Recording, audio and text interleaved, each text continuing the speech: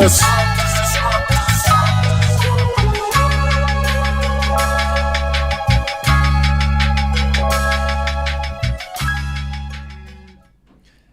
everybody, thank you for joining us for today's episode of Real Estate Disruptors. Today we've got Austin Rutherford with Elevate Life. He flew in from Columbus, Ohio to talk about how he's done $1 million plus in each of the last 3 years and the importance of building a business around your lifestyle.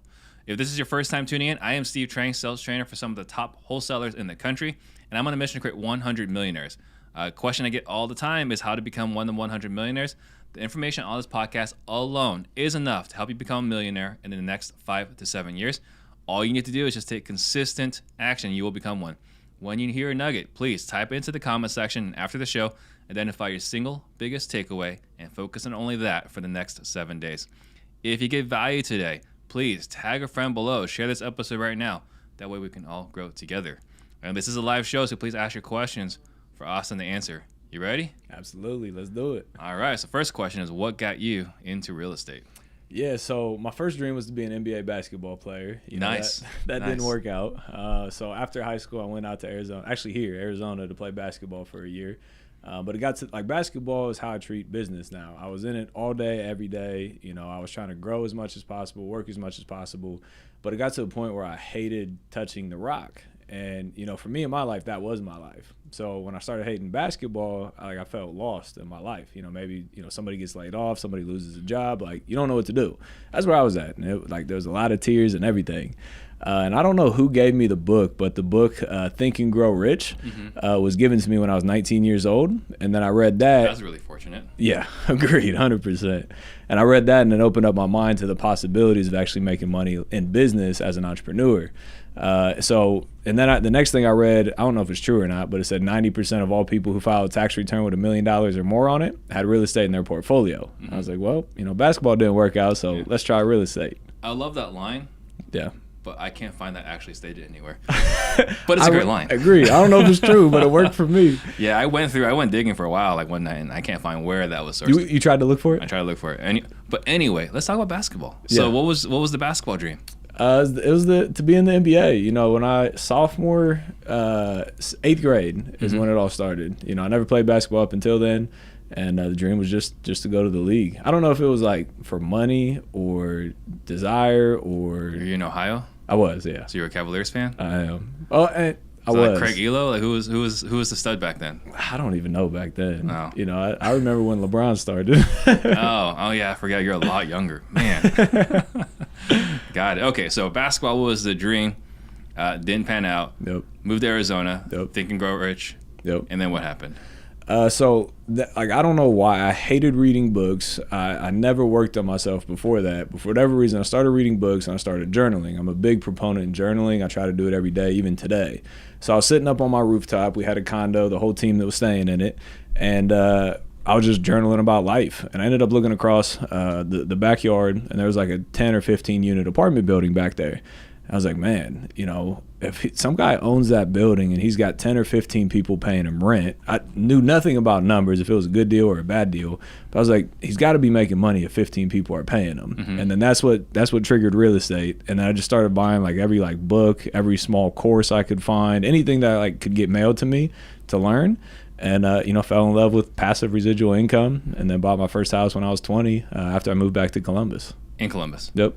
So, looking at this, it's really interesting. Mm-hmm. Growing up in Arizona, home ownership is just normal, right? Yeah. You go get a job and you buy a home. I lived in California for a bit, and over there, it's maybe you can buy a home. Yeah. But you also resign to that's for rich people. Yep. In Ohio, I learned later on, it's kind of crazy. It's just normal to rent. Yeah. Can you explain that to me? I grew up in a household where my parents owned the home, so I don't understand it, but people are just used to renting over there. But the whole Midwest is just. It's a great, I think maybe too, it's a great place cash flow wise. So a lot of landlords from all over the country own there. For investors. Yeah. And that's why they're going there. Yep. But why is home ownership not a thing there in the Midwest? Because it's cheaper to own than it is 100%. to rent. 100%. I think this goes back to education, to high school and college. You know, it's something that they don't teach anywhere in the country, in my opinion. But people don't understand money. They don't understand, you know, debt. They don't understand finances. And, you know, people don't know that it might be cheaper. A lot of people don't know that it's cheaper to rent than cheaper to own than it is to rent. Got it. I don't know why, though. So you think it's just insufficient financial literacy, like up and down the... I think so. I mean, obviously that's what's happening. I just know if that's like the main reason. It's just their whole lives, like, you know, your generation before you. Yep. And that's the reason why appreciation is a challenge. Yep. But man, those yields are amazing. Agreed. I mean, I know people that have lived in a rental property for 20 years, and they've paid rent for 20 years in a row. You could own the house free and clear at this point. I had a property we bought during the recession. Because we were afraid we were losing our house to foreclosure, so we bought another property as kind of like a backup plan. And we were able to do low mod in our house. And that lady lived in our property, and in the course of 10 years, paid our entire mortgage. Like like our house was free and clear from all the rent she paid over 10 years. Yep. But people just don't understand it. Yeah. Which is crazy. So, all right. So 20 years old, you buy your first rental property? Yeah, duplex. Right. So talk about that. What was that process like? Yeah, so fell in love with the idea of passive residual income, and you know, I wanted rental properties. I wanted passive income, and I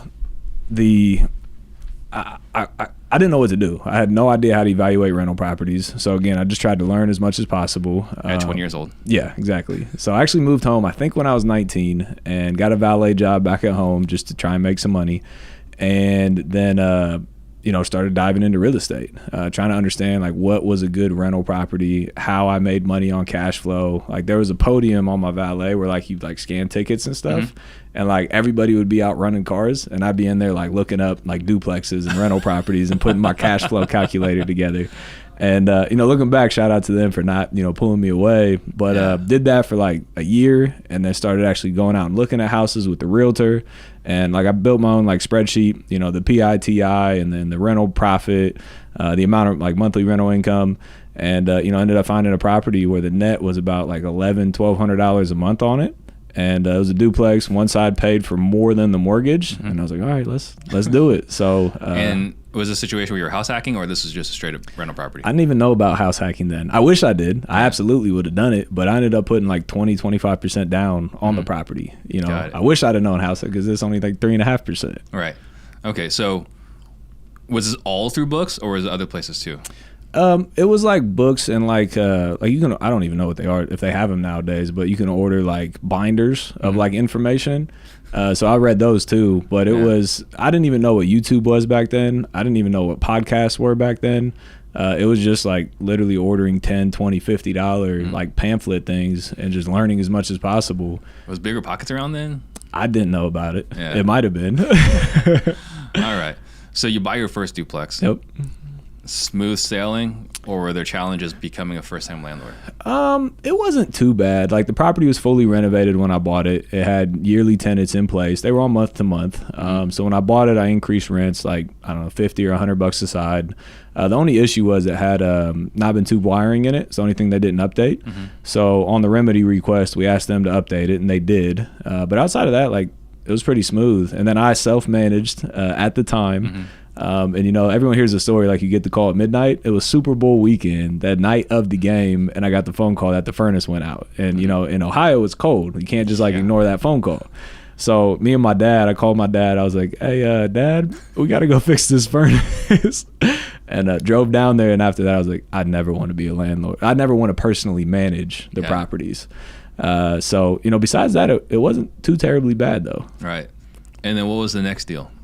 The next deal, so when I put that money down, like before that, just in like high school and middle school and stuff, I would cut grass, I would shovel driveways, I'd flip candy, I'd make Buckeye necklaces, which is an Ohio thing, and then sell them at the football games. So I had a bunch of money saved up, which is what I used for the down payment on the property. So you were a hustler before? Trying to, yeah. Get it by any. I actually got in trouble because they thought I was slinging dope in high school, but I was selling like gum and like Sour Patch Kids out my backpack. Started doing that, and I lost my train of thought. Well, we're talking about buying that second property.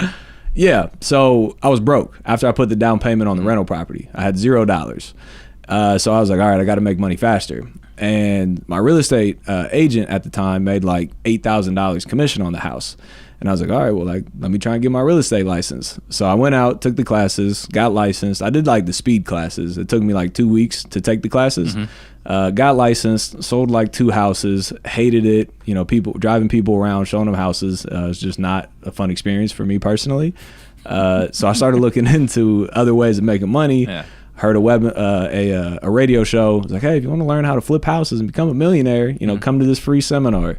Went to the seminar, invested into a mentor program, education program. How much was that? $25,000. And at the time, you didn't have $25,000. No, not at all. So how did that work? It was a 3-day seminar. Day 2, they're like, hey, we got this program. You need 25 grand, but you got to have it tomorrow. And I had like a few grand at the time. And I was like, oh, man, this is going to be tough. So I went home and I applied for American Express credit card. I told them I made $100,000 a year. And I told them I had an 800 credit score, roughly, give or take a 0. And they approved me for a line of credit on the credit card. So I maxed the credit card out. But I was still like $5,000, $10,000 short at the time to make the $25,000 payment. I was 21 years old. And like for me, it was that moment in life where like I knew it was what I needed to do, but like I couldn't do it because I didn't have the money. And at the time I was still living with my parents, and like I asked my parents for the money to loan me the money. I, you know, asked my uncle for the money. Like I asked anybody I could think of to try and get the money, and everyone's like, no, you know, it's too good to be true. You know, they're not just going to teach you to be a millionaire. You know, that's the sales pitch. You know, just work hard, right? And so my parents I was living with my parents. They ended up going to sleep. And I legitimately crawled under my parents' dining room table and started crying. And it wasn't just crying, it was like bawling, because my parents ended up waking up because I was crying so hard. And they came downstairs and they like, I don't know, they realized that I was serious about it. You know, they've seen that I've hustled in the past and made money. And they ended up fronting me the other part of the money to get into the mentor program. So the next day, I got goosebumps just telling it. But next day, walked in, swiped my credit card, maxed it out, 18 months, no interest, and thought I was going to get rich in a month. But that doesn't always happen like that. It's not as easy as it looks. Yeah, for sure. Whether on social media or on the stage. 100%. Okay, so then what happened next? So I swiped the card. I had 18 months, no interest. And so I was like, all right, I got to pay it off in 18 months. So, you know, I started sending marketing. You know, they taught us like direct mail, like probates, foreclosures. There wasn't cold calling or RVM or SMS, or at least I didn't know about it back then. I only knew about really direct mail. So I found out like how to pull lists from the county recorder's website, the probates, the divorces, the foreclosures, and the tax liens. So I did that every week. So I had new data, started sending them out. Back then, probate was a tremendous thing because nobody did that. You know, a lot of people do it now. So got a bunch of deals from that, but not quickly. And then I was still valeting cars. So still working like 50, 60 hours a week. Still hustling. Yep. I promised my mother I'd get my college degree. So I was going to college, taking 15 hours. Was that a condition of the loan? Probably was. Yeah. All right. I just grew up like go to school, get a degree, go to work, you know. So I just promised her I'd get my degree. So I was going to college, taking 15 credit hours. I was still a realtor at the time, trying to sell houses. Didn't work. And I was trying to start the real estate investment company. So I'd go to work from 7 to 3. And then most days I'd have college at night. I would write letters in my parents' basement till 1, 2, 3 in the morning, hand addressed envelopes to get people to try and sell me the house. Go to sleep like midnight, 1, 2 o'clock, wake up at 6 a.m. the next day, go to work. Like I was putting in 18, 20-hour days like clockwork. There's a time I got off work at 3 o'clock. I was driving home and I literally fell asleep at the wheel. And the only way that I woke up is because I hit the curb and I was on the sidewalk and there's a light pole in front of me. Thank God I woke up, went back on the street, drove home, started writing handwritten letters to send out to sellers. So like to me, it was like get it by any means. Like I had a debt that I had to pay off and like I was going to make it happen. So 10 months into that process of doing that every day for 10 months. So 0 up until this point. 0, literally nothing. You know, I had the debt of the mortgage. I maxed out my credit cards. Like I was hundreds of thousands of dollars in debt. And there's like at times $100 in my bank account. And finally, you know, a seller called me from a probate mailer. It was the 5th postcard I sent to them. They called me. They're like, hey, you know, my mom passed. Got this house I'm looking to sell. It was like 7 siblings with, you know, wives and husbands. And in the state of Ohio, there's dower laws. So all the wives and husbands need to sign off on the contract as well. So that was a nightmare, just getting it in contract. but put in contract for I think $102,000 contingent on the foundation inspection. And the foundation went through. It was terrible. It was like $28,000 to fix it. So got it reduced to $74,000. And at the time, I've never raised private money in my life. So trying to figure that out. It was a $170,000 rehab. So it was a $250,000 raise. And, luckily figured it out, got a private money lender to fund the entire deal, and flipped it, sold it, made $103,000 net profit 6 months later. So 16 months from swiping the credit card to actually making money, 16-month process. Sold it, took that money, reinvested it, and just built it from there. Paid off your debt. 100%. Yeah. So you were 22. Yeah. What year was this? 2015. Okay. So I want to hit a couple of points here because I am uncomfortable, right, with some of these other programs out there that charge $25,000, but they exist. Yep. There's two things here. First, you had conviction. Yep. This was going to happen. 100%. This is your destiny. Yep. This is why, this opportunity was presented to you. Yep. And you made it happen. Yep. What gave you that conviction? It's just the want, like the desire, the will to win. People talk about they have it. Like, what is that it? Nobody knows what that it is, but people have it. Some people have it and some people don't. I'm a competitor. I love to win. I love to make money. My why then was to get rich and go on the vacations and have the cars and the Rolexes and all those things. And, I was just willing to get it by any means. Yeah. And I know I'll outwork anybody. If it really comes down to it, I'll put in more work. I mean, clearly, you're falling asleep at the wheel. You're right. A little bit too much. And the other reason why I brought this up was that, you not only maxed out your credit card, you got a new credit card just to max out. 100%. And again, we frown upon this industry that encourages people to sign up for credit cards and max them out. But here you are, right? Doing it. And I didn't do that, but I certainly maxed out my credit cards. Yeah. I think when Chase called my credit card dude, like, hey, by the way, we're going to shut down your credit card. I think it was at $39,000, in credit card debt. Running it up. Right. I was running it up. And that was how I was running payrolls, how I was paying for everything. Yep. And so we always tell people, be cautious, be careful, whatever. Well, not be cautious, be careful, but don't swipe for this $25K program. Yeah. But who am I to say that if I'm the kind of person that did it with that conviction that will, the best way to motivate me and possibly you too is tell me I can't do it. 100%. Right. And then it's watch me. Yep. So, all right. So you got that big deal, clear 6 figures. Yep. Pay off your parents, pay off American Express. Yep. Then what happens? So people don't believe me when I say this, but I literally didn't spend a penny. I didn't go out to eat. I didn't buy a pair of sneakers. I didn't go on a vacation. Nothing. Put it all back into the business, went back to school, and went back to my job the next day. Still valeting cars, $100,000 at the age of 22 years old. More money than I've ever seen, anybody that I've ever known has ever seen. But I went back to work, right? Because I know one deal isn't going to change your life. One deal doesn't do anything for me. Well, and also you took 10 months, was it 10 months? 16 months to close that one. Yep. And so I think there's also a curse because some of these guys have instant success, right? Yep. Check out this texting platform or this or that. And most people struggle for a long time and unfortunately quit. But you have a couple guys that'll first month close their first deal. Yeah, one marketing campaign. Yeah, and they'll clear 60K, and then they're kind of like, oh, this is easy. Yep. And because they think it's easy, they may not appreciate it as much. Whereas you are savoring. Yeah, for real. It took a long time. Yeah. All right. So you went back to work. Didn't go crazy with it. What happened after that? Yeah, so kept marketing, kept going to work, kept going to college, and I think 2 months later, I got the next deal from direct mail. Her husband passed away. She moved in with her daughter, and the house was vacant. It was full of all types of stuff. The landscaping package was $15,000, and it wasn't to make it nice. It was just to clear the brush. So it was completely overgrown, and ended up the contractor that did that job was 2 doors down from the first house I did. He was renovating another house. So I just went in there. I was like, hey, my name's Austin. What's your name? Do you do work for other people? So networking is huge in this business too. But he ended up doing that next house, bought it, used private money to do it. Took 30, 45 days to renovate it, sell it. 3 months later, made another $40,000.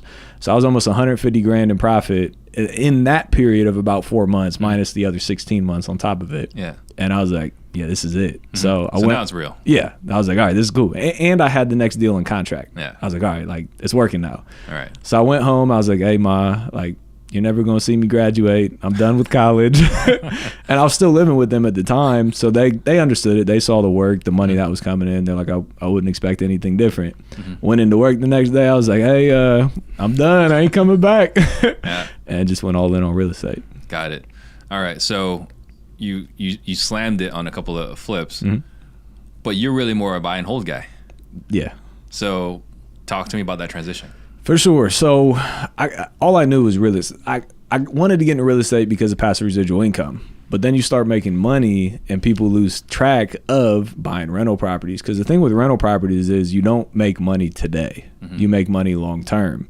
So I lost vision of that for a little bit. I was just chasing the money, putting up multiple 6 figures a month and wholesales and flips and making great money doing it. But it's like, all right, it's always chasing that next deal. It's great active income. 100%. Very active income. And, honestly, so I had like 25 units or so up to about 14, 15 months ago. And then a buddy of mine, he's got a couple hundred units. And like I was crushing it at the beginning money wise. And he was like eating crap because you don't make much money on rentals. And then I saw a switch. He's like, yeah, I just did a refi of like 30 properties. I paid off 15 of them. I refied the other 15 and I got an $800,000 check, no tax. I was like, all right, rentals is the way. Tax free. Yeah. Yeah.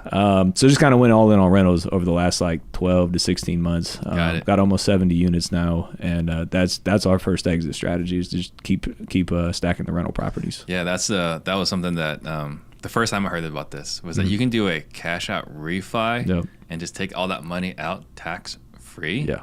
And it's not income. Yep. It's equity. Yep. So there's no reason to get taxed on it. Yeah. But the idea that you can have 800,000 right here, yep, and not have to pay Uncle Sam a dime. Seriously, that's 1.2 in the real world. Yeah.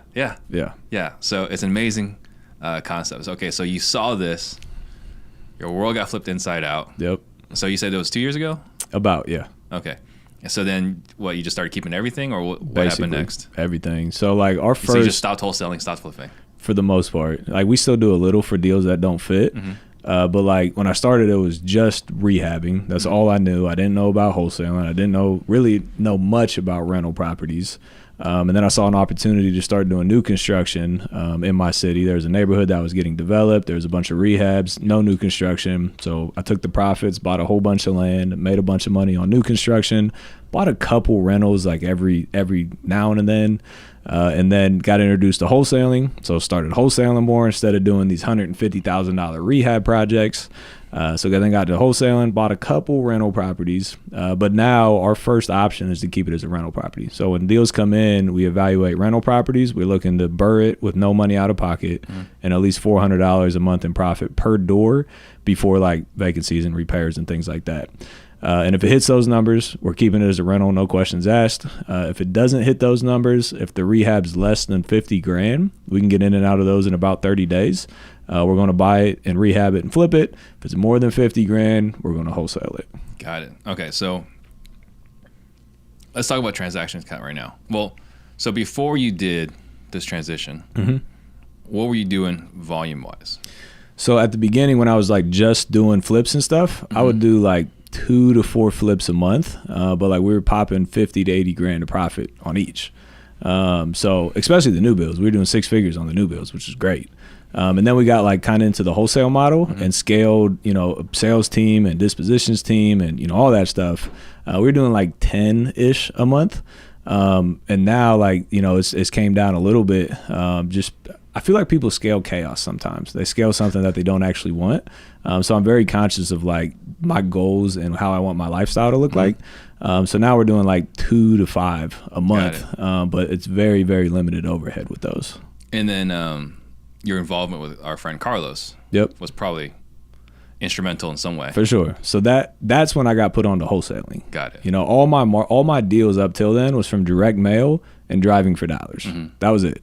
I didn't know about cold calling or RVM or SMS or any of that stuff, or list buying. Like I didn't know any of that. So that's kind of like what put me onto the wholesaling thing. And I just blew up the marketing, you know, scaled the team, and made a lot of money. But again, it's not what I personally wanted at that time in my life. Right. So obviously having a friend that's having a lot of success, For sure, buy and hold certainly helps. But even then, what kind of help you focus on lifestyle? Because we all get started for the same reason, right? We all get started because we want to make a lot of money really fast. Yep. And have time and financial freedom. Yep. But then once we get started, that thing about making a lot of money is really shiny. Yep. And that part about the reasons you started kind of start 100%. getting a little dark. How did you remember to keep your eyes, you know, on why you started? For sure. You hit the nail on the head. People start something for a reason and then lose sight of it. Yeah. And it's very difficult to get out of that. And I was stuck in it for years. You know, I was work all day, every day, like no friendships, no relationships, like just work and make money. But, you know, I think mentors are huge. The people around you that force you to do the right thing, even when it's uncomfortable. So one of my mentors, like he always like pushed me to like, you know, get out uncomfortable and spend money on myself. And I think part of it too is like burnout. You know, I got to a point where I was like, man, like I don't know if real estate's really it. You know, this is a lot of work. But I think it's from burning out, from working nonstop all day, every day. So with those two things combined, you know, they pushed me to buy a nice car. It was a $30,000 Jaguar. I was literally driving to the dealership to buy it, and I called my mentor and I was like, I feel like I don't deserve this. Like I feel guilty for buying it, and I could afford a $30,000 Jaguar, right? And he was like, bro, go buy the car. Like that's what you work for. Go buy the car. And the cool thing is once you buy the car, it'll pay for itself 100 times over because it'll create conversation. It'll put you into rooms that you weren't able to get into before, and it'll make you grow mentally. So when he said that, I was like, all right, well, like I can have nice things and make money. You know, it's a win-win. Yeah. So started doing that, you know, started traveling more. I love the lifestyle side. Like people, and it's the question, like, you know, how much money do you want to make versus how do you want your life to look like? And, you know, I'm still trying to find that perfect balance. I don't know if you'll ever find it, but you know, I love to travel. Was that Mark Evans that was pushing you that way? Yep. Yeah. If you're listening, Mark, waiting for you here. I was actually texting him a couple weeks ago. Yeah. So the lifestyle then is the focus. So talk about that because, I mean, you said you're 27. Yep. Right? Unusually young to have this kind of like perspective. It took me, I think I was like 35 when I finally figured this out. I was like, oh, you build a business around your lifestyle. Yep. Right? So talk about that mindset and talk about how you execute that. Again, I think it's a lot of, you know, going back to mentors. You know, Mark kept telling me, he was like, people build a business and then build a lifestyle around it. Right. Same thing you just said. You need to build a life and then build a business around it. So just being very conscious of that. And like, so I'm moving to Florida next month. Like I'm moving away from my hometown to go to Florida. I was thinking about doing this for years, but I was like, no, I gotta be in Columbus. That's where the business is at. You know, I need to be there. Stuff isn't going to get done. And it's consciously just thinking and getting out of your own way. I think one of the biggest blessings is traveling. So we do like vacation masterminds. People fly in and people are like nervous. Like I can't leave my business for 5 days. But when you leave your business, you realize what doesn't work. You remove yourself from the equation, and we go on like a yacht trip one of the days. Like you don't have cell service, so you physically like have to remove yourself, and it's like very eye opening to watch people go through. It was for me when I first did it. Yeah, it's like, man, like I'm not the guy that solves every problem. Like somebody else has to. You got to call somebody, be like, yo, I'm not going to be in today. If something happens, like you got to handle it. And it's like, well, if you can do that one day, why can't you do that every day? Yeah. So just being very conscious of my thought process, and forcing myself to travel to put better systems and people and processes in place. So travel. If you'll travel, you'll find what's broken in your business. Yes. And then you can fix it. 100%. But people are too scared to travel. Yeah. Well, if you don't have a business where you can walk away for a couple of days, you don't have a business, right? And so like, you know, you're in masterminds, I'm in masterminds, I've been in some other crazy masterminds, and it's always fascinating to me when you're at a mastermind, when the guy's always walking in and out of the room. Phone calls. Yeah. Yep. Right? Because it's like, if you're always walking out of the room, then either you don't trust your people or you don't have the right people. Like it's one of those two things. Yep. And it sucks. I can't imagine living that life. I've been there. I've been the guy going in and out of the door, and I hated it. Yeah. It's tough. So another thing that's interesting is I've been following you on TikTok. You're everywhere. Yep. You're always on my For You thing, right? Why are you on TikTok? Man, we were talking about this before this, but social media eyeballs is the future. Mm-hmm. If you can impact people, help people, have people love you, respect you, want to be like you, want to support you, whatever it is. I truly believe, like, when people ask, like, what's your net worth, it doesn't work like this, but it's going in that direction. Eyeballs, followers, mm-hmm. is a portion of your net worth now. Yeah. Because, like, again, you can help more people, you can make more money with the more influence that you have. So, a little over a year and a half ago, I just went all in on social media. Yeah. And TikTok is one of the only platforms where you can get, like, really, really good organic reach and get in front of more people. So we're on TikTok. Yeah, it's interesting, right? Because Gary Vee's been saying it for many, many years. Yep. Attention is currency. Yep.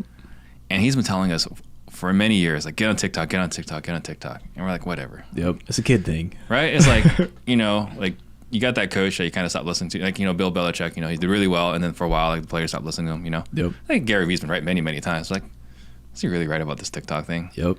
And then you see it now. It's like, God, I missed out on it. 100%. So, and not that I missed out on it, but, like, it was definitely a lot easier. Oh, for sure. A few months ago. I had a buddy that, he told me to start it. I created an account. I made mm-hmm. like one post, and I was like, forget that. Mm-hmm. And my buddy told me to do it. And then that same buddy, like 4 months later, he was like, yo, like, you really got to get on it. I got 150,000 followers. He does personal training, online personal training. He's like, my business has like 3x because mm-hmm. he talks about like nutrition and stuff. He's like, you really got to do this. And I was like, all right, I guess I'll do it. And then the first video I did, it was like how I became a millionaire. Mm-hmm. And you just like point on beat type of thing. Mm-hmm. And it was like, bought a house at 19, 20, flipping first house, 22, blah, blah, blah, blah, blah. And it went viral. It had like 400,000 views on it and like got tens of thousands of followers, hundreds of comments. And I was like, oh man, like, this is it. Yeah, it's crazy. But the other thing with social media too, that video, how I became a millionaire, people are scared of what other people think, right? Mm-hmm. That's why they don't post on social media. I started going through I was feeling good, right? I was like, yeah, man, like let's look what people are saying. Comments. And it was like, how you became a millionaire? You sold your hair, right? And it was like 30 comments of like me going bald, right? And I read the first two. I was like, oh man, like, it stings. Yeah. Yeah. And then I kept reading. I was like, man, fuck them. Like, I'm gonna do me. Like, y'all do whatever y'all want to do. Yeah. So you just can't care what other people say. I mean, I've had stuff on there talking about like buying time. Yeah. And buying time by like not eating. Yeah. Fasting. Yep. If you fast, you have more time and more money. And they're like, someone with those cheeks should not be giving comments about fasting. Like, God, that was unnecessary. 100%. And it's non-stop. And the more you're out there, the more you get. Yeah, the more you get. Yeah. And it's funny you're talking about like the first one was the pointing thing because I was talking to Con. I was like, I need some tips. Yep. Like, Kong Lee, you're crushing it. This is when he just hit like a little past 1 million, right? Yep. He's like 2.4 or something crazy now. Going right? crazy. I was like, kind of like, what do I got to do to grow TikTok? It's like, and his response, can you point? It's literally that simple. We overcomplicated it. It's literally point on beat 6 times and write a couple words. Yeah, it's nuts. All right, so then what's the purpose though? Like, so you're able to influence people. Mm-hmm. You can demonstrate, show them what you're doing. Yep. Got it. And then, Ryan Panetta was on the show, and he said that he got a bunch of money, right? Lenders. Yep. From TikTok. Yep. So are you getting any private money from TikTok? I haven't got it through TikTok, but I've got it through Instagram, and they may have came from TikTok. Yeah. But I've raised money from social media. I've bought deals from social media. I've sold deals from social media. I've coached people from social media. I've became friends with people from social media. Yeah. Like it's nonstop. So you raised money through Instagram. Let's talk about that story. So I had a deal completely funded, private money. It was the first position. I think it was like 100 in the first and 40 grand in the second position to fund a deal. And the next day it was closing, and the person in $40,000 called. It was a longtime lender. I think a deal went sideways or something, and they didn't end up getting paid off. They called me at like 7 p.m. the night before. I'm like, you couldn't give me like another day or two? He's like, hey man, like I didn't even want to make this call. That's why it's so late, but I can't do the deal. I was like, what? He's like, I can't do it. I was like, it's cool. I'll handle it.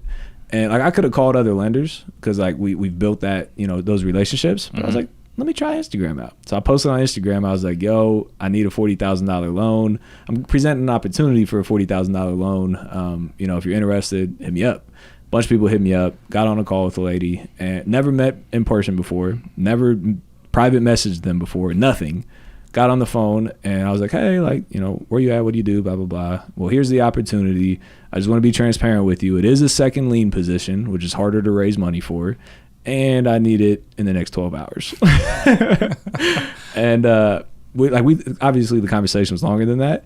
But at the end of the conversation, she was like, it's crazy that like this is our first time talking and I'm getting ready to wire you $40,000-$50,000. But I feel like I know you personally from following you on social media for the last 6 months. Yeah. I'm in. I'll send the wire tomorrow morning. It's crazy. Like the relationships, the connections that you have. Yep. Because people watch you. And I think it's rightfully so. Yeah. But it's still kind of crazy to me. It's like people ask to like take pictures with me or I'm walking around. They're like, you're that TikTok guy. Yeah. And it's still very surreal to me right now. I'm still waiting for that moment. It's happened like twice to me. So yeah, I've seen it, again, hanging out with Kong and like a couple of times like, hey, you're that guy. And, you know, I was like, wow, this is a real thing. Like this actually happens. 100%. But it's people always ask like, well, what do you post? Right. Mm-hmm. People that follow you want to just see everything about you. They want to see what time you wake up. They want to see what you eat for breakfast. They want to see where you work out.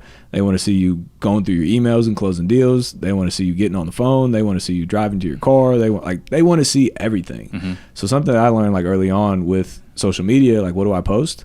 You document, you don't create. Mm-hmm. So you document what you're already doing in your day-to-day life. You don't have to go out there and get crazy and start creating. Eventually you'll get to that. But to start, you just document it. You literally just post what you're already doing. Yeah. It's really simple, but we still overcomplicate it. For sure. So how are you finding deals right now? So at the beginning, it was just direct mail. Mm-hmm. And then it got RVM, cold call, and SMS, and direct mail. Always done direct mail. Now, like really the best leads is cold calling and some direct mail. I've done that for 7 years. I've never stopped. We still get deals from it. The response rate has gone down for sure. Mm-hmm. I think that's going to go back up soon. I agree because people are going away from it now. Everyone's Well, I think people are going to. I think texting is going away. Agreed. And cold calling. Yeah. I think those response rates are dropping right now. Yeah. But right now we're getting a ton of deals from social media. Yeah. Just from other wholesalers messaging me in our city and around the country. Mm-hmm. It's like, yo, you buying Columbus? Yep. Yo, you buying Ohio? Yep. Yeah. We got there's like 4 big markets in Ohio, and then we have buyers in all the markets. So I just funnel them to my team, and a lot of them we buy, and other ones we help co-wholesale. What are the markets you guys are buying in? So we only buy in Columbus, Ohio, mm-hmm. But we do deals in Cincinnati, Cleveland, and like the Dayton area, and Columbus, obviously. And so it's interesting because a lot of people have said that the culture in Phoenix is really cool. There's a lot of collaboration, right? We got Carlos, Sal, yep. Alex. We got the guys at Batch, got Pace, Jamil. A lot of them. Brent Daniels, right? But we all collaborate. We're all friends with all one another. And everyone looks at us like we're weird. Yeah. But then there's you and Tiffany yep. and Jerry. Yep. And I don't know how much you work with Tim Bratz, but yep. you guys are all friendly to one another as well. Yeah. It's not like there's beef in there either. 100%. So talk to me about collaborating up in Ohio. Yeah, so when I started, I was the guy that wanted everything. I wanted 100% of my little grape, right? Mm-hmm. I didn't want to tell people how to market. I didn't want to tell people how to talk to sellers. I didn't want to tell people any of those things because if the secret got out, my business would be done, mm-hmm. right? And finally, again, mentors have been huge in my life. Talking about having 100% of a grape or 20% of a huge watermelon. And the cool thing is you meet better friends, you have real relationships with people, you make more money, mm-hmm. you do cooler stuff. You're not just doing little $50,000 houses. You're doing apartment buildings and new construction and other types of stuff. So collaboration has been huge for me. There's still people that we cross by that is 100% me, mm-hmm. and they don't want to collab, which is fine. But I just my niche is not everybody else's niche. If I get a 200 unit apartment deal, I'm calling Tim Bratz, mm-hmm. right? If I get a new construction house in Columbus now, we're not doing it anymore. I know who I'm calling. Right. So collaboration has been huge. I've made more money with less headache and less time from JVing with people. Yeah. Well, and the other thing too is collaborating is you guys can compare notes. Yeah. It's just really quick. Hey, yep. This stopped working for me. Did this stop working for you too? Yep. Yeah, exactly. It's very quick market research. It's so impactful, and the thing is the people that will collaborate with you are bigger thinkers. Yeah. right? And there are people in town that we don't collaborate with, which is fine, like whatever. Yeah. But I feel in some way like, bad for them because they'll never get better. Yep. Right? Like they'll do well, like doing great, like having great business, whatever. But they'll always be that. That's it. For the rest of their career. Yep. They're stuck. They'll never get out of it. Like I think one of the people are like, oh, I've been, wholesaling houses for 10 years now. Like, I don't want that. Like 10 years from now, like I don't want to be doing the same thing I've been doing. Yeah. Right.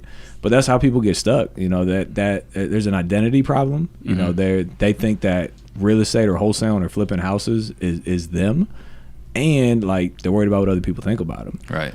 But I don't want that. I want to keep growing. I love talking to people, networking with people, learning what's working, what's not working, and continuous growth. Yeah, get better, grow, and I've given permission to multiple people in my office. Got our brokerage here.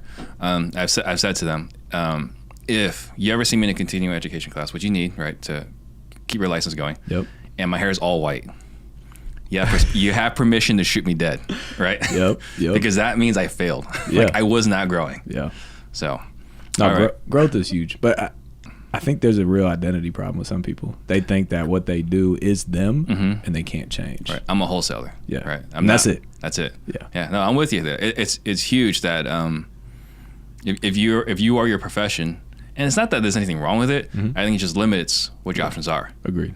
So Corey Guzman says SoFlo is the next Guru Capital. What's interesting is it was the Guru Capital. Really? Tampa was the Guru Capital is what my understanding was. Okay. And then Phoenix kind of took that mantle, I think, with Sean Terry leading that drive. But it's looking like there might be, between Tampa and Phoenix, we might be going back and forth. Yeah. What part of Florida are you going to? Fort Lauderdale. Fort Lauderdale. Yeah. So SoFlo. All right. So Adrian Chalice, I'm probably butchering the name, struggling right now to develop the right strategy to scale out the rental portfolio. Currently has one rental and one working full-time job. What recommendation would you give somebody who's trying to build a rental portfolio that's got a full-time job?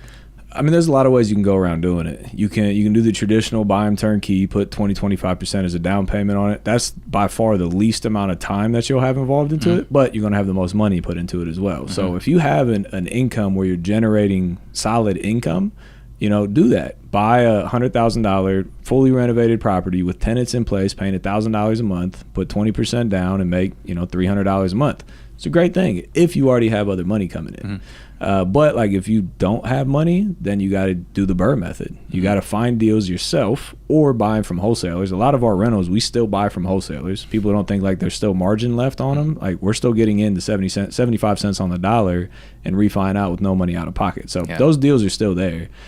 So either learn how to market, which if you have a full-time job, you probably don't know how, or just network with wholesalers, buy deals from wholesalers, use private money to fund them, renovate them, rent them, refinance, and repeat the process. Yep. And I think that's one of the places where some people get lost, where, we got our show, so maybe we're part of the problem, is that they have this idea like I need to quit my job, wholesale, to buy rentals. Yep. You can just jump right into rentals. Yeah. Like I quit my job at Intel, to get into real estate and kind of this thing where I took my eye off the ball, right? But I could have just kept my job and buy rental properties. I could have just done that. But I went this thing where I should become a real estate agent, and I got to wholesale to build my rental portfolio. No, like if you got a good job, Adrian, you can just buy rentals. 100%. Yeah. 100%. And then a couple of guys are saying that Burr is the ultimate investment. Guys, you guys have any questions, please ask here. All right. So Ray wants to know, do you worry about advertising for lenders? I guess this probably goes into maybe, SEC concerns. Yeah. So do you do anything to protect yourself in that regard? Yeah. So I don't like advertise. I don't say like, hey, I got this deal for $100,000. I'm paying you 10% interest. There's some exact line of what you can't do. I think it's offering a specific interest rate. You can't like offer a security or whatever. So I've never done that, but I've always showcased deals to spark conversation. So I'll do like a case study. I'll be like, hey, I bought this house for 50, put 50 into it, sold it for 150. I made $30,000. My lender, without any work of his own, just by writing a check, made $10,000 in interest. So like I'm still saying like, hey, I'm raising private money without saying, hey, I'm raising private money at 10%. Right. Because they look at it and they're like, what he made $10,000 without doing any work? Like I'm confused. And then somebody's gonna message you like, how'd the lender make money? Now your foot's in the door to have that Right. conversation. So, you know, I've raised like over $20 million to fund all my deals, everything, the flips, the new builds, the rentals, everything. And what I always say, people always ask me like, where's money at? First of all, money's everywhere. It's literally anybody you meet. see that right now. It's literally everywhere. Literally. But anybody you meet can become a private money lender. Yeah. And the next question is like, well, how do I like talk to them? Mm-hmm. And what I always say, like when I'm out, like me and my girlfriend go out to dinner and she wants to like sit at a table and like have a date. And we do those sometimes. But I always go to the bar. Because like I want to be next to people, especially before COVID, it was a lot easier. But even today, we still do it. I talk to the bartender. I talk to people to my left. Talk to people to my right. I go to car shows. I go to country clubs. I go to places where money is at. And inevitably, the conversation always leads to like, well, what do you do? And if I ask you, what do you do? You know, I'm in real estate. People ask me when people usually ask me way back, I'd say I'm in real estate. And they're like, oh, cool. And just walk away. Yeah, it's boring. Exactly. So now when people ask me, what do I do? It depends who I'm talking to. You know, if I'm talking to a young kid and they see the Rolls Royce pull up, I don't say like, I'm in real estate. I say like, I actually teach other people how to buy this car. Well, how do you do that? Right. I got the, it's a Wolf of Wall Street moment. Exactly. But like when I'm trying to raise private money, they're like, well, what do you do? So well, actually I teach other people how to invest their money into real estate and possibly earn double-digit returns. How do you teach those people? And now your foot's in the door. Yeah. So there's a whole nother conversation after that, but you just have to get the conversation started and get the interest peaked. And then, you can pitch them a deal that you have or an upcoming deal that you have, tell them about private money, how they can earn money on, retirement accounts, bank accounts, all that stuff. Yeah. But you just got to start the conversation. Well, and I think it's awesome that you're intentional with it, right? Because I actually had one of my past clients, he was telling me like, he's in the car club. He's like, you should be in the car club. I was like, man, there's going to be a lot of money there. Yeah, let's go to this car club. Yep. Right? And so I guess it's invite only or something. So it's pretty cool. Absolutely. All right. So the message here, when you're talking to what do you do, is you cater your answer to what's probably going on inside their head. 100%. Right? And 100%. That's the key to marketing, effective marketing and sales, is figure out what the other person wants and see if you can give it to them. So if the kid's asking you, what do you do? He probably wants a Rolls Royce. Yeah, exactly. Right? And someone's got a lot of money. They want to make more money. Absolutely. Yeah, passively. Yeah. So that's brilliant that you cater your message. I love that. Another thing on the private money tip, a lot of the money that I've been able to get has been because I've taught them how to raise their own money. Whether that's a home equity line of credit or rolling their retirement accounts to self-directed retirement accounts or tapping into a cash value life insurance policy. So if you understand like how people can get access to, you can ask better questions and get the real answers and then teach them how to make money. Like my parents, they got a home equity line of credit. I think they pay like 4% or something and they lend it out at like 12. Right. So they're making 8% on money that's not even theirs. They have a cash value life insurance policy as well. They pay like 4 or 5% to themselves and then they lend it out at 12%. Right. So teaching people how to get access, it puts more private money in your pocket at the end of the day. Yeah, and I think that's something that maybe is not talked about enough is actually understanding money to a certain degree. And if you can understand it, you can coach someone through it. Yep. Then you're not just a borrower. Yeah. You're a resource. Yep. 100%. So I think that's huge. I've literally got goosebumps just saying this, but I've literally gotten text messages like, I just retired 2 years early. Thank you. Like that's the most rewarding thing like I can do, right? Yeah. You can help me make money and I can help you live a better life than you could ever dreamed of. Like, it's a win-win. Oh, absolutely. That's definitely rewarding. Let's see. Ray wants to know, do you do creative deals? I'm doing my first, first subject to like next week. I've never done one. I've always just bought it with cash, private money. Yeah. So this was the follow-up question. This is from Luis, is why BRRRR when you can do subject to or seller finance? So the thing with like, people always love like the idea of subject to, right? Everyone's like, whoa, when they send it to us to buy, we're like, this doesn't work. Oh, what if I get a subject to you? The only difference between buying it with private money and buying it subject to is you're saving the interest on the balance of the loan. So if it's like $100,000 loan, you still got to make the mortgage payments. So you're really only saving a couple percent in interest. The only way for us that it makes sense to buy it subject to, if you have access to a lot of private money, is if it's like almost turnkey and it's going to be very little money out of pocket. Because like, let's say you buy a deal subject to, but you got to pay the seller $20,000 to walk away. and you got to put 30 grand into the rehab. Now this great subject to deal, you got $50,000 into it of your own money. Which is, you could just got in the private money somewhere else. Exactly. You could have bought 2 turnkey deals for that. Yeah. So we just haven't had that many opportunities that actually make sense. But this deal that we're buying, we're picking it up. It's going to be like $5,000 in rehab, subject to the existing mortgage, and we're going to keep it as a rental property because it's only $5,000 out of pocket for a great rental property. Yeah. So Jeremy Mathis says that you're the GOAT. What's up, Jared? And he wants to know, how do you teach your team to analyze deals for you? One of the questions I got very early on from a sales team was like, well, how should I analyze this deal? If the deal makes sense, we can make money from it. You don't have to analyze it as just a rental property or just a flip or just a wholesale. If the deal makes sense, you can make money on it. So I always tell them, like, we kind of use 2 ways to analyze it. The super, super quick way is like, look at what other cash sales are selling for in the area and just get it beneath that. That's like the easiest way you can go. Yeah. But that's not always, like, the data is not always that clear. So we just have a spreadsheet where we put in the ARV, the rehab budget, and then it spits out the price for us. Yeah. And then give or take, that's generally where we need to be. And then if it's close, you do further research, you finalize the numbers. But if you need to be, like, off of that, if you need to be at 100 and they're at like 200, like, you just move on to the next one. Right. But if you need to be at 100, they're at like 110, 120, 130. Usually there's a way to make that deal work. Got it. Is this in your blueprint? Yeah. Yep. Awesome. Very cool. You want to talk about your blueprint?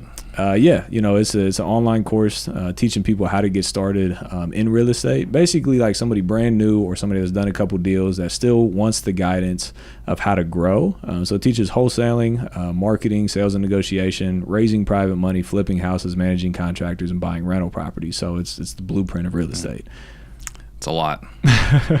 All right. So Adrian was saying, I think many people like myself get stuck in seeing the big real estate investors and feel as if we don't have as many rental properties as they do when we're not making or doing it right. So I guess might be a little of keeping up with the Joneses. Yeah. Potentially. 100%. Again, like, are you building a business that you want? Are you scaling chaos? Are you chasing something that you don't actually want? Because I know a lot of people that have great businesses and they show like the gross profit numbers, but the net is the same as it was if they had one person. So, like, do you want that extra headache to look good on social media? Social media, you can get caught up forever trying to chase somebody because on social, you only see the 1% of their perfect life. Right. Everybody goes through struggle. I go through struggles. I lose money on deals. I try to show that on social to be real with people, but people get way too caught up in keeping up with the Joneses. I was laughing at your video of your tripod falling over. I was doing my dance and it fell. I was like, oh, I'm going to post this anyways. Yeah, it's real life. For sure. Okay, so how do you set it up where how do you set it up so that you're not the one looking for deals anymore? You got to have a team. It's that simple. If you want to not be a solopreneur and not be the guy in the meetings that has to go in and out of the rooms to pick up phone calls, you got to hire a team. Usually it starts with like a lead manager. It starts with a cold caller, so you get off the phone, the front end of the phones. Then it's usually like a lead manager or warmer upper to hand them off to you, and then ideally that person learns enough where they just start closing the deals themselves. Yeah, and I think one of the other things too is it's hard for this. You learn this as you get older, is you have to give people permission to fail. 100%. Like if every time someone makes a mistake, like you lose it, then they're going to be terrified and like they'll screw something up and they won't even tell you. It's like if you're dinging the tenant for every repair, and then they don't tell you about the repair, and now you've got crazy mold, damage, right? 100%. You got to give people permission to fail. 100%. That was a struggle for me because like I was the one that wanted to know about every penny of every deal, of every detail of everything, and I was just like on people. But like people have told me decisions. I know we're losing money, but I let them do the decision anyways. Yeah, you have to. It's hard. And I'm not gonna let them lose $100,000. But like if they make a decision, we got to lose a $200 earnest money deposit. Like I'm gonna eat that so they can learn that lesson. Right. So, as long as we're learning. Agreed. Travis Copeland wants to know, how does he get on your mastermind yacht or mastermind on the yacht? What's up, Travis? I'll see you in Cabo in June. And Jeremy wants to play a one-on-one. He don't want that smoke. What did you play? I was point guard. Yeah. Yep. You're pretty tall, so. Yeah. Got buckets. You can do it anytime, Jared. Yeah, well, I'm going to want in on this. So what does your team look like currently? So sales team, one salesperson, disposition/project manager. So they dispo it if we wholesale it, which we don't often, and then they run the contractors, whether it's a flip or a rental property, and then like a TC assistant, transaction coordinator assistant, and then like we have property management company that manages all the rental properties, and then So you're back to self-managing. The rentals? Yeah. No, we got property management that does them. So you have a property management company that you use? Yes, correct. Okay, I thought you were saying that you own it. No. I thought about building it, and I talked to some people, and they're like, don't do it. No, if you're going to do it, you have to go huge. Yeah. You can't do it small. Agreed. And then we just started putting some Airbnbs in play, which I love. We got 2. We're doing a 3rd one, and I got like 20 doors in one neighborhood that's like booming right now, so we're going to transition all of them over. But like, we're putting I'm still learning it, but putting like the autoresponder systems in place, and then just have like my assistant help with like, the variables in place. Who is the target audience that's going to Columbus for Airbnb? It's a great question. And that's why I didn't do it for a long time, because I didn't think there was a market for it. But there's a lot of like weddings and stuff that still happen where, families coming in. What I've found is the bigger houses that don't really make sense is like just rental properties, because like they're just so large and they cost too much, actually turn out to be great Airbnbs. Yeah. So, I'm rehabbing a property now that would never work as a rental property, but I own a house 6 houses down in Airbnb currently, and it's booming. So I'm going to do the same thing. But families, weddings, we have a big convention center. A lot of conventions are held there for like gymnastics, the Arnold, the big Arnold Schwarzenegger, his events in Columbus. Oh, that's right. You can charge crazy prices for How those far is nights. Canton? Canton? Yeah. I think it's like 2 hours, 2.5. If but like I was going to go Ohio, I think that's where I would want to go visit. Yeah, right. They have the Hall of Fame's there, right? Yeah. But yeah, they're great. We love them. All right, so Ben wants to know if you could have coffee with someone dead or alive, who would it be and why? Oh, that's a great question. Damn, I'm gonna have to think on that one. I mean, like I want to get to know people that understand business. Like I don't care about like sitting down with like a NBA player or something like that. Like I want somebody that like thinks different, like the Jeff Bezos or the Elon Musks, or the Tim Cooks, or somebody that's like been way outside of the box and been wildly successful. I want to know like how they actually like process thoughts. Because a lot of people like just think and then just keep it pushing. Other people like kind of think on the thoughts, but like they're on a whole nother level. Yeah, I'm with you on Elon. I'm a big Elon fanboy. He definitely does not think like other people think. No, not at all. And I want to know what that's like. Yes, the agent says, he definitely has a problem with keeping up with the Joneses. So do I need 70 rentals, or if I'm satisfied with a certain income coming in, and that's okay. And Adrian, look, you are not alone. I actually had this conversation with my wife 2 nights ago. Yep. And she actually asked me the question, like, when is enough enough? Like how much question. you need to travel, how much you need to do this and that. And I was like, you remember that movie, The Greatest Showman? You know that song, where she sings like, it's never enough? It's like, yeah. That's like my theme song.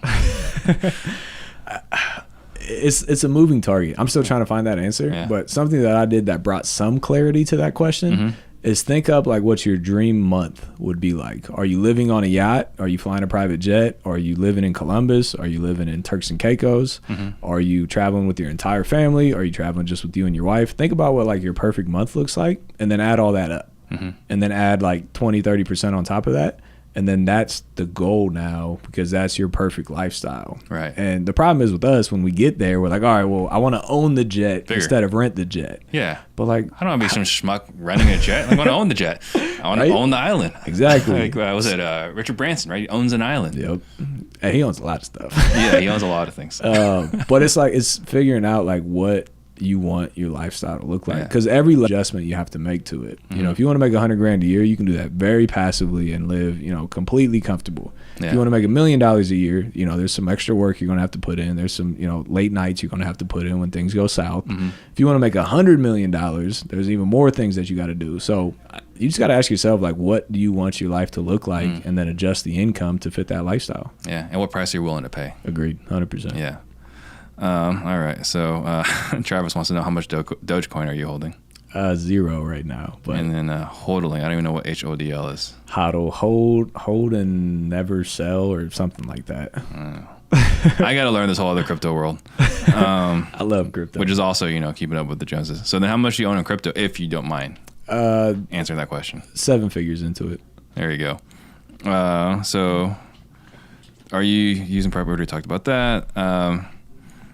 Can you talk about hiring an acquisition person, no salary, so I'm guessing all commission, while only having like a 2-man team? How do you get them to take over the job over other opportunities that offer base pay? Yeah, so getting somebody to start 100% just commission is definitely going to be difficult unless they came from 100% sales job already.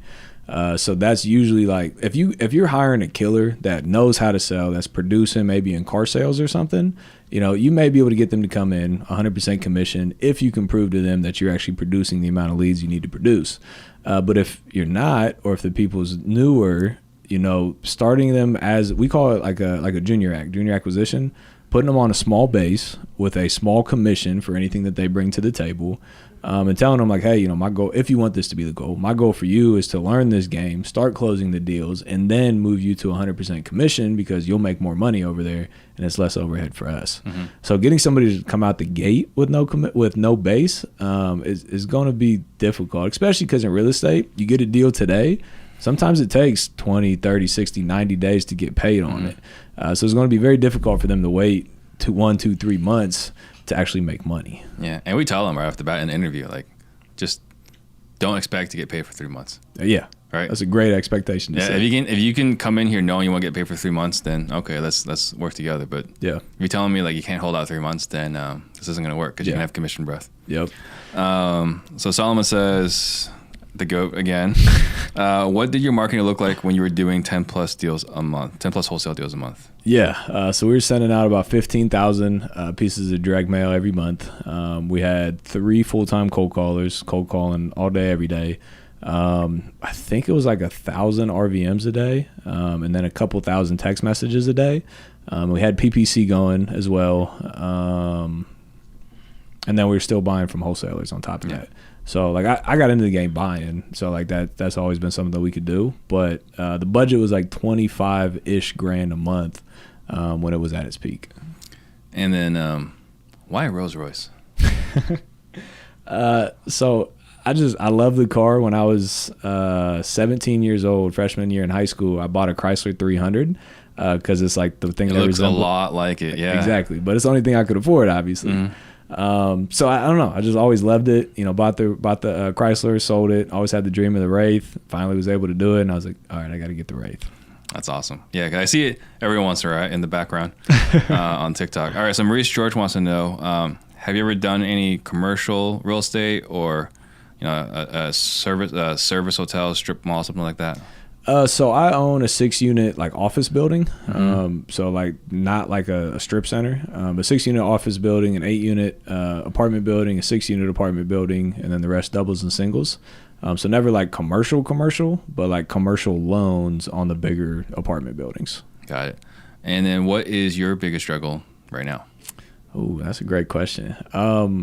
Honestly, I think it's like clarity, like trying to figure out exactly what you want out of life. There's a lot of ways to make money, multiple streams of income, but like, what do you enjoy doing? Because I've been down the path chasing money, and it's cool, it's fun. You make a lot of money doing it, but inevitably that wears out.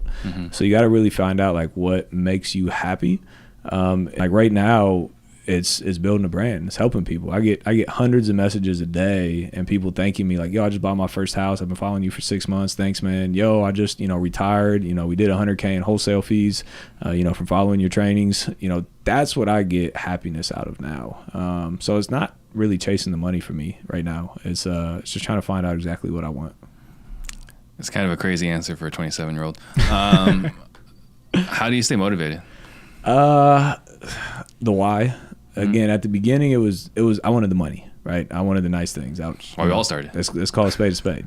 But again, once you start getting that, it changes. So like motivation now, part of the cool thing about posting on social, which you don't realize until you're in it, it holds you accountable as well. It's like you have a whole group of accountability partners. Everyone knows when I'm not running. Exactly. Yeah. Like I'll go a day. I went a day without posting. Had a family matter that I had to tend to, and people were messaging me like, "Bro, you okay? Like, what's going on? Like, I didn't see you post yesterday." But they encourage me to keep going, and a little bit of lifestyle. Like I still want nicer things, so I'm still pushing for money, and helping people right now. What is your superpower? I hate that. I asked this question too, but it's always a weird answer. I think I'm very conscious of my thoughts. Again, I think a lot of people just run 24/7, 365 and never take a step back to think where they are in life. It's called the thought on the thought. Like you think something, but like, what's the thought? Why did you think that? How do you solve that problem? You know, I say a lot of times you cannot control what comes into your mind, but you can control your reaction to that thought. So it's like a thought on a thought. Just being very conscious of that. You know, one thing cool that I do, I journal every time I make a big purchase, and I have a journal just for that. So like the first thing I bought, the Jaguar, like, all right, what's my thought process? Why do I want this? Am I buying it for me or am I buying it for other people? You know, is it making me happy? Whatever that is. Then I bought a Rolex, same thing. I bought a bigger crib, same thing. I bought a Wraith, same thing. I'm moving to Florida, paying a lot more to live there, same thing. And it's cool to see like how that thought process changes over time. You know, what was once a big decision is no longer even a conversation. It's not on your radar anymore. Yeah. Those list of questions, where did those questions come from? Which ones? Am I doing this for me? Am I doing this for other people? Got it. Mentors. Yeah. Yeah. You know. I think that's a huge resource if that's something that you could share. Yeah, absolutely. I think if send it to me later, I'll post it in the show notes. I think that would be great for a lot of people that kind of try to understand their motivation 100% behind what they're doing. 100%. I think that's awesome. Again, most people just do it to chase clout, to keep up with the Joneses. Like the Wraith. Like I wanted the Wraith. It's not an investment. I'm going to lose money. I'm going to lose money on the vehicle. But the cool thing is when you think about things differently now, how can you get a liability to pay for itself? You know, that car has paid for itself many times over. From partnerships, from meeting people, from private money, whatever it is. So it's very important to think the thought on the thought. Yeah. Well, I think the other thing too is we struggle. We work crazy hours. We take risks. Big ones. You know, and we're always looking at like, you know, the return on this, return on that. At some point, you have to do something for you. 100%. At some point, you have to just like, okay, I'm getting this. Yep. For me. Yep. So. And it's not an investment. Like I want this because I want this. No, like I know I'm throwing money away, right? Yep. This is money going out the window. Yep. But I'm doing it for me. 100%. Yeah, you got to do that. Otherwise, what's the point? 100%. Of doing everything we're doing. 100%. What's the greatest lesson you learned? I heard this back when I was a teenager, and it was when you're not working, somebody else is. And there's two ways to take that. When you're not working, somebody else is working, take your spot. There's two ways to take that. I saw that on a No Fear t-shirt. And one way to take that is like, I have to work 24/7, 365. And that's how I took it at the beginning. And I did work 24/7, 365. But I don't work 24/7, 365 now. You work smarter, not harder. You put the right systems in place. You hire the right people, the right processes. You make the highest income producing activity. Like I can put a product out for $5 and sell 1,000 of them like that. But like, is that really worth the time making the product, or is it better time spent, you know, helping people or creating content or whatever it is? So, you know, that's what my best driver is now, is spending time creating content, connecting with people, and actually building relationships from that. Yeah. Huge. What is your favorite, best, or most interesting failure? I think my favorite, a couple. So when the dream of basketball disappeared, like finding myself again was a big one. And, you know, it was a blessing in disguise. They took me away from this opportunity to put me on a platform to make money in real estate and to give back and help other people. So I think that was huge. And then the first time I lost money was not, it was a horrible experience, but it was a good lesson learned. And then the second time I lost money, I was actually partnering with a friend, and we thought we were going to make like 60 grand or something. And then we underestimated the rehab and overshot the ARV, like how everybody does. That's what right? happens. And we planned on like a 3-month hold time, and ended up being like an 18-month hold time. Wow. Yeah. So, you know, went from making 50 to losing like 40. And I think it was like 25 or something. And I stressed on it for 18 months. You know, that was still a lot of money to me at the time, right? And I thought about it. And finally I woke up one day and it wasn't selling. We were trying to figure out what to do with it. Didn't make sense as a rental property. And I picked up the phone and called my buddy. I was like, do you want this house? He's like, well, I mean, I guess I could do an Airbnb on it. I said, bet. I'll write you a check today. Come pick it up. And I ate the whole loss, wrote the check, and just got it out of sight, out of mind. So spend your time on things that grow and make money, once there's a loss, like you're losing money. You can't save the deal and get out of it for free. Just cut it and move on. Yeah. Is there a book that you've gifted more than any other? Think and Grow Rich. I've ordered hundreds of those. I actually keep them in the trunk of my car. So anytime I see like a kid, slinging water bottles on the street corner or something, I try and give them a book as well. That's awesome. Paying it forward, because you got it when you were young too. I wish I remembered who gave it to me too. Yeah. I don't, but it's highly recommended. Hopefully they're watching the podcast. Agreed. How do you feel about crypto mining? Mining? I don't really have an opinion on that, but I love crypto. Yeah.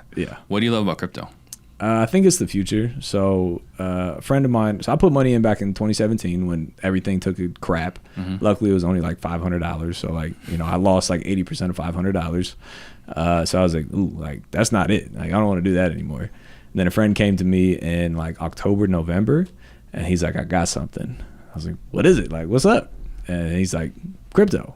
And I was like, why? And he kind of told me why. I went home. I watched like 8 hours of videos on YouTube that night, and I started to truly understand it.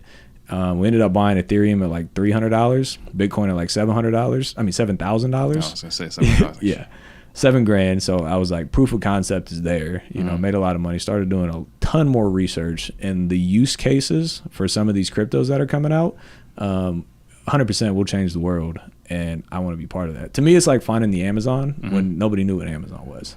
But everyone's talking about it. I think there's like 5 to 10% of the population that's talking about it. We're just surrounded by it. Exactly. So it's the entire crypto market cap is $2 trillion. Like that's not that much money. It was like 400 billion in October, and now it's 2 trillion. So it's 5x'd in 6 months. So I think it's the future. Nuts. All right. So last question is from Solomon. Is how did you come up with the term elevate? So I was thinking about all the different terms like accelerate and elevate and all these things, and everything was taken. I don't know. I just brainstormed. I journaled on it and came up with Elevate Life. It's just like how business, obviously, how to make money. But past that, like how do you become the best like father, son, husband, wife, whatever it is to your people, especially like parents. Like when I have kids, like I want to be the best dad. I want to be 100% present, all those things. How do you give back and help people and change most people's lives? So just elevating life in all aspects. Most people just talk about business, but like how do you help all the way around? Yeah, that's awesome. A lot of thought put into it. All right, so think about anything you want to leave the listeners with. Okay. Guys, if you get value, please like, subscribe, share, comment. It helps the algorithms, which means we can get in front of more people and we create 100 millionaires. And then we do have our workshop on May 21st. So if you guys are interested in that, send me a DM. Also, we're offering JV opportunities with the Brewer Method. If you guys are interested in that, check out brewermethod.com. What are the last thoughts you want to leave the listeners with? For sure. So kind of tying it back to the beginning, some people like that are dedicated will spend that, max out their credit card, but everybody tells them not to, right? Yeah, we tell them not to. Agreed. But we do it. Agreed. I believe in life, like people that like want something more from themselves are on the cliff and they're looking over and they see the potential, but they still have some fear or some self-doubt, or they're still listening to some people or whatever it is. Lean into people in your life that are positive and that believe in you. There's always somebody somewhere that's positive and believes in you. Even if there's 99 people are negative, there's that one person that's positive. Because I believe when people are on the edge of the cliff, they need a little push to get going. So I try to do that for people. I encourage everybody, listening, to be that person for someone. Don't, hold people back. Don't tell people how bad of a decision it's going to be. Well, what if this negative thing? What if that negative thing? What if it's the best decision they've ever made in their entire life and you're the one holding them back? So I encourage everybody to encourage others to do that. And it's okay to be at that cliff. Some people just need that push. Yeah, I love it. And what we always love to tell people is like, look, it's going to suck. Yeah. A lot. For sure. It's not easy. But it's so worth it. Yeah.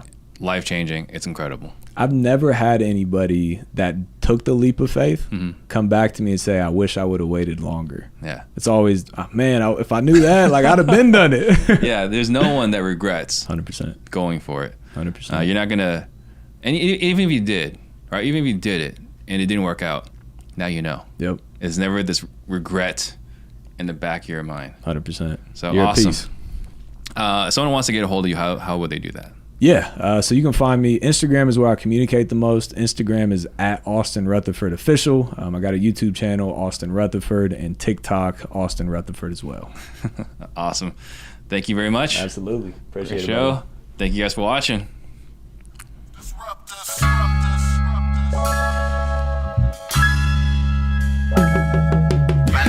Yeah, see we real estate disruptors. Can't nobody touch us. And yeah, we about to give you game. Shout out to Steve Train. Real estate disruptors. They cannot touch us. And yeah, we about to give you game. Shout out to Steve Train. Jump on the Steve Train. We about to give you game. REI's flowing through my veins. And you don't have to look no further. See right here, you gon' learn everything. Shout out to Steve Train. Jump on the Steve Train. We real estate disruptors.